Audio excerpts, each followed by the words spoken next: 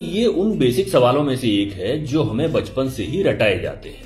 आप में से बहुत से लोग ये भी जानते होंगे कि माउंट एवरेस्ट का नाम एक अंग्रेज अधिकारी सर जॉर्ज एवरेस्ट के नाम पर रखा गया था। लेकिन जो आप में से बहुत से लोग नहीं जानते होंगे वो ये है कि जिन सर जॉर्ज एवरेस्ट के नाम पर माउंट एवरेस्ट का नाम रखा गया, उन्होंने न तो कभी माउंट एवरेस्ट की ऊंचाई मापी और न ही वे कभी अपने जीवन में माउंट एवरेस्ट के आसपास भी फटके। जी हां, बल्कि आपको और भी सुखद आश्चर्य होगा जब आप ये जानेंगे कि एवरेस्ट की ऊंचाई नापने वाला शख्स कोई ब्रिटिश नहीं बल्कि एक भारतीय गणितज्ञ था और इस भारतीय का नाम था राधानाथ सिकदर। क्या आपने ये नाम पहले कभी सुना है? शायद नहीं। हम में से बहुतों ने नहीं सुना होगा क्योंकि हम जो इतिहास पढ़ते हैं वो ज्यादातर वही है जो अंग्रेज या विदेशी इतिहासकार हमारे लिए छोड़ गए हैं। राधानाथ सिकदर भारत की उन अनेकों अल्पज्ञात महान विभूतियों में से एक है जिन्हें इतिहास में वह स्थान नहीं मिला जो मिलना चाहिए था। जहां तक जॉर्ज एवरेस्ट के माउंट एवरेस्ट से संबंध का प्रश्न है तो यह कहना गलत नहीं होगा कि उनके जीवन की सबसे बड़ी उपलब्धि यही थी कि उन्होंने राधानाथ सिकदर को खोज निकाला था। दरअसल 19वीं सदी की शुरुआत में अंग्रेजों ने भारत का मानचित्र तैयार करने के उद्देश्य से पूरे देश का एक त्रिकोणमितीय सर्वेक्षण का प्रोजेक्ट आरंभ किया था। इसी प्रोजेक्ट के तहत सन 1830 में सर जॉर्ज एवरेस्ट नाम का एक अंग्रेज अधिकारी सर्वेयर जनरल ऑफ इंडिया बनकर भारत आया। भारत आने के बाद जॉर्ज एवरेस्ट ने एक ऐसे व्यक्ति की खोज शुरू की जो स्फेरिकल ट्रिग्नोमेट्री में विशेषज्ञ हो। तब उनके एक शिक्षक मित्र ने उन्हें कोलकाता के एक युवा छात्र राधानाथ सिकदर का नाम सुझाया, जिसने अपनी गणितीय प्रतिभा से अपने शिक्षकों को कायल कर रखा था। फिर क्या था, सर जॉर्ज एवरेस्ट ने राधानाथ सिकदर को अपने विभाग में कंप्यूटर के पद पर नौकरी पर रख लिया।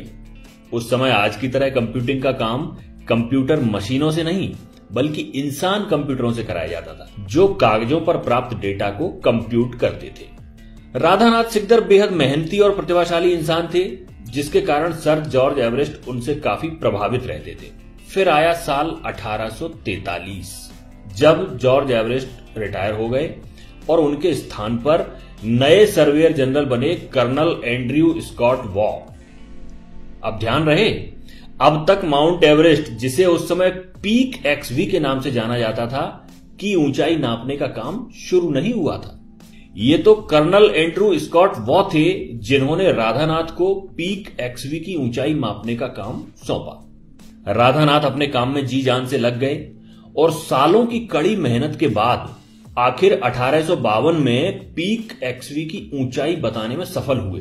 उन्होंने बताया कि इसकी ऊंचाई 29,002 फीट है जो दुनिया में ज्ञात सभी पर्वत चोटियों से ज्यादा है। लेकिन इसके बाद भी इसकी तत्काल घोषणा नहीं की गई क्योंकि राधानाथ अपनी हर गणना से हर तरह से संतुष्ट होना चाहते थे। सभी आंकड़े एक बार फिर से जांचे गए और आखिरकार 1856 में जब वे पूरी तरह संतुष्ट हो गए तब इस बात की आधिकारिक घोषणा की गई कि पीक एक्सवी ही दुनिया की सबसे ऊंची चोटी है। इससे पहले कंचनजंगा को दुनिया का सबसे ऊंचा पर्वत शिखर माना जाता था। खैर, अब बारी आई पीक एक्सवी का नाम रखने की। अगर भारत उस समय आजाद होता तो बहुत संभव था कि उसका नाम माउंट सिकदर या माउंट राधानाथ रखा गया होता, लेकिन उस समय तो हुकूमत अंग्रेजों की थी। तो कर्नल एंड्रयू स्कॉट वॉ ने उस चोटी के लिए नाम चुना माउंट एवरेस्ट। यह नाम उन्हीं सर जॉर्ज एवरेस्ट के नाम पर था जो कर्नल एंड्रयू स्कॉट वॉ के पूर्व भारत के सर्वेयर जनरल हुआ करते थे।